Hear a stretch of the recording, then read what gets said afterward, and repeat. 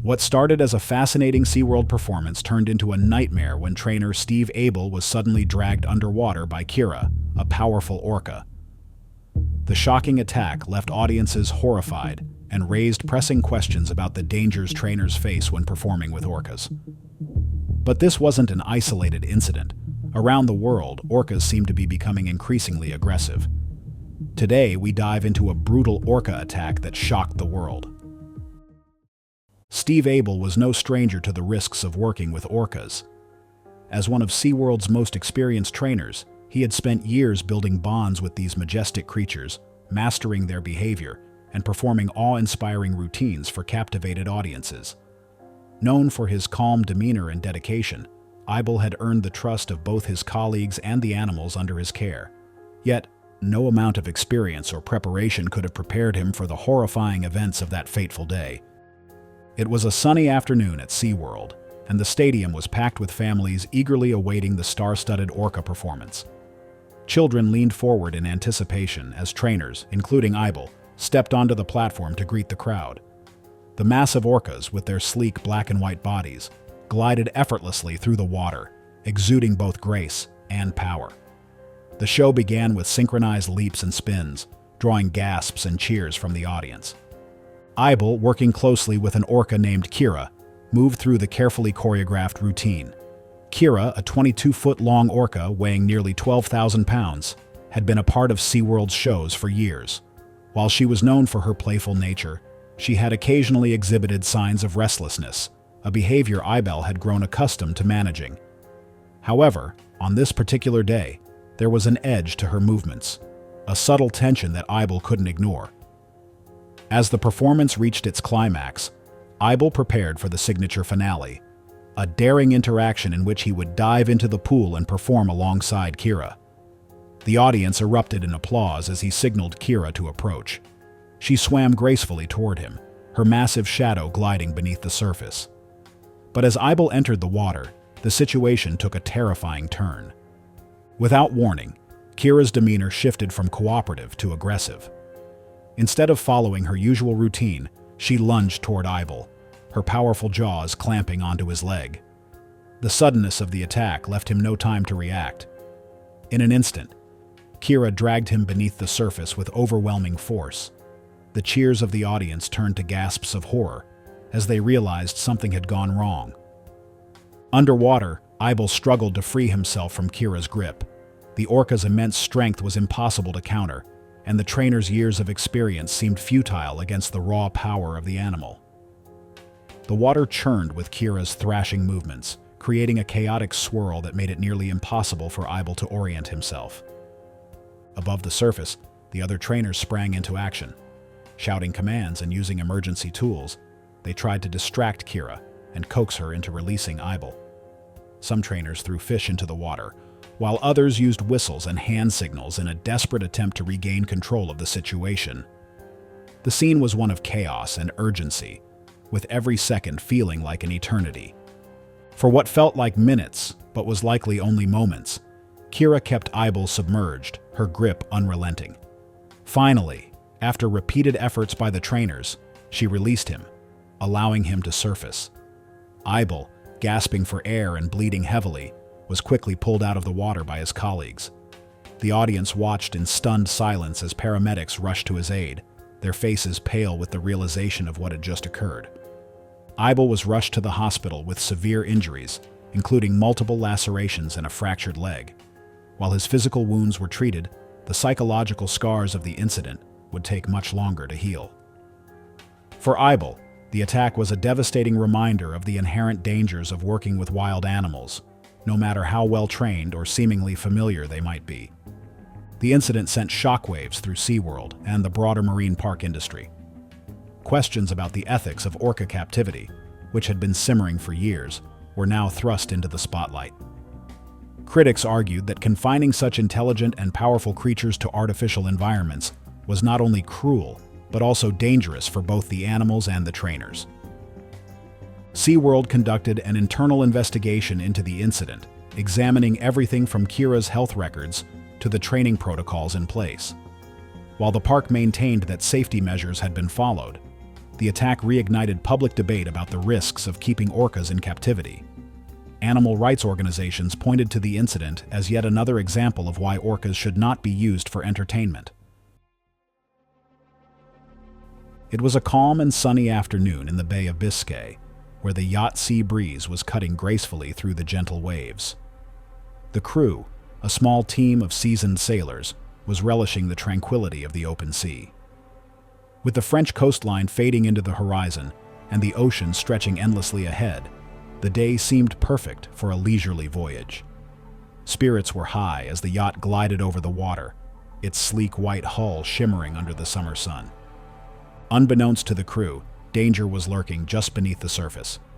The Bay of Biscay, while picturesque and serene, was also part of a region increasingly known for a troubling phenomenon: sudden and aggressive orca encounters. For the crew of Seabreeze, however, these incidents felt like distant tales, unlikely to interrupt their peaceful day. But that illusion of safety was about to be shattered. Out of nowhere, the water around the yacht began to churn. The first sign of trouble came as a shadowy shape emerged from the depths, gliding just beneath the surface. One of the crew members noticed it first, a dark dorsal fin cutting through the waves. Within seconds, more fins appeared, circling the yacht with eerie precision. A pod of orcas had surrounded the sea breeze. The mood on board shifted instantly. The crew, initially fascinated by the appearance of the majestic creatures, quickly grew uneasy. Orcas were known for their intelligence and social behavior, but the determined way in which they encircled the yacht hinted at something far less benign. The captain barked orders to secure the deck and prepare for what might come, but nothing could have prepared them for what followed. Without warning, the orcas launched their first attack. A powerful ram from one of the largest orcas struck the yacht's rudder, sending a jarring tremor through the vessel. The crew scrambled as the impact threw them off balance. The sound of the collision was deafening, a deep, resonant thud that echoed through the yacht's frame. Panic set in as the orcas continued their assault. One by one, they took turns ramming the yacht's stern, focusing their immense strength on the rudder. The water around the boat frothed with the sheer power of their movements, and the yacht began to sway dangerously. The crew tried to regain control, shouting instructions to each other over the chaos, but the relentless attacks made it nearly impossible to focus. One crew member, clinging to the deck rail, could only watch in horror as the largest orca struck again. The impact was so strong that the rudder began to crack under the pressure. The captain, desperate to save the yacht, attempted to steer away from the pod, but the damaged rudder rendered the vessel nearly unresponsive. The orcas showed no signs of relenting. Their behavior was methodical, almost calculated, as they continued to target the yacht's weakest point. Each collision felt like a deliberate act, a display of their raw power and precision. The crew, now fully aware of their vulnerability, scrambled to find a way to deter the animals. They banged on the deck, shouted into the open sea, and even threw objects into the water, but the orcas remained undeterred. As the minutes dragged on, the situation grew increasingly dire. The rudder was now severely damaged, and the yacht had begun to drift aimlessly. With no way to navigate and the orcas still circling, the crew found themselves stranded in the middle of the bay, at the mercy of the powerful predators. The realization of their helplessness sank in. The crew huddled together, their voices tense as they discussed their next move. They had no choice but to call for help. A distress signal was sent out, alerting nearby vessels and maritime authorities to their plight. All they could do now was wait and hope for rescue. As the hours passed, the orcas eventually lost interest and swam away, leaving the sea breeze battered and adrift. The crew, though relieved to see the animals depart, knew their ordeal was far from over. The damage to the yacht was extensive, and without a functioning rudder, they were unable to navigate to safety. Finally, a rescue vessel arrived, responding to the distress signal. The sight of the approaching boat brought a wave of relief to the weary crew. Rescuers assessed the situation and helped stabilize the yacht, towing it back to the nearest port. For the crew of the Sea Breeze, the ordeal was over, but the emotional toll of the experience would linger long after they reached dry land. The attack on the Sea Breeze was one of the most severe incidents in the region that summer. adding to the growing number of orca-related encounters in European waters. Maritime authorities, alarmed by the increasing frequency and intensity of these attacks, began issuing warnings to sailors and fishermen operating in the Bay of Biscay and surrounding areas. For the crew, the attack was a stark reminder of the unpredictability of nature. While orcas had long been admired for their intelligence and grace, their actions that day demonstrated a raw and untamed power that no sailor could ignore. The incident left many wondering, what was driving these apex predators to behave so aggressively toward boats? The morning of July 22, 2023, began like any other for the crew of the Ocean's Pride, a modest fishing boat based in the bustling port town of Galicia, Spain. Known for its rich maritime heritage, Galicia had long been a hub for fishing activities, with generations of families relying on the sea for their livelihood. That day, the crew of the Ocean's Pride, a group of seasoned fishermen, set out before dawn, ready for another day of hard work in the fertile waters off the Spanish coast. The Ocean's Pride, a sturdy vessel built to withstand the rough Atlantic seas, was well equipped for the task. Its engine hummed steadily as it made its way into deeper waters, with the crew going about their routines, checking nets, organizing equipment, and sharing stories over cups of hot coffee. The ocean was calm, the skies clear, and the conditions ideal for a productive day at sea. As the sun rose higher, casting a golden glow over the waves, the fishermen began their work in earnest. Lines were cast, nets lowered, and the rhythmic pace of the day settled in. The crew chatted and laughed, their voices carrying over the sound of the waves. But beneath the calm surface of the water, a shadow loomed, one that would soon turn their routine day into a harrowing ordeal. Shortly after midday, one of the crew members spotted something unusual in the distance. A sleek black dorsal fin cut through the water, followed by another and then another. At first, the men assumed it was a pod of dolphins, a common and welcome sight in these waters. But as the creatures drew closer, their size and distinct black and white markings became unmistakable. These were orcas, and they were heading straight for the Ocean's Pride. The crew watched with a mix of awe and unease as the pod of orcas approached. These apex predators were known for their intelligence and social behavior, and while encounters with orcas were rare, they were generally non-threatening. But as the orcas closed in on the boat, their behavior took on a more ominous tone. The first impact came suddenly, and with shocking force. One of the orcas rammed into the stern of the boat, striking the rudder with a powerful blow.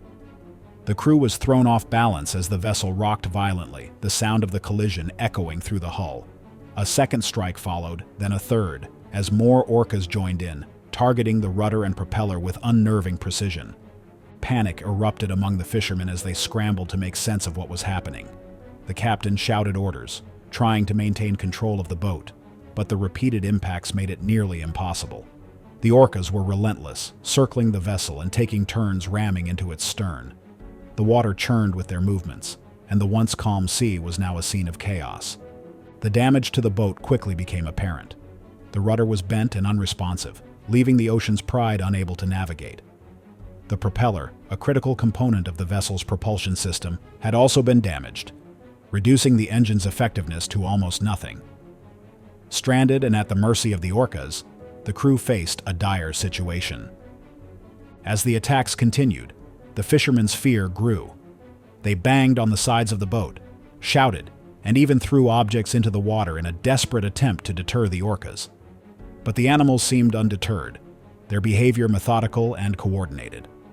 The men could only watch in helpless disbelief as the powerful creatures continued their assault, each strike a reminder of their vulnerability.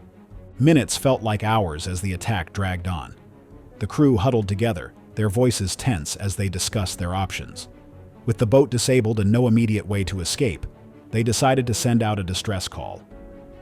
The captain activated the emergency radio, relaying their coordinates and the nature of the attack to nearby vessels and maritime authorities. Finally, after what felt like an eternity, the orcas began to lose interest. One by one, they retreated, their sleek bodies disappearing beneath the waves.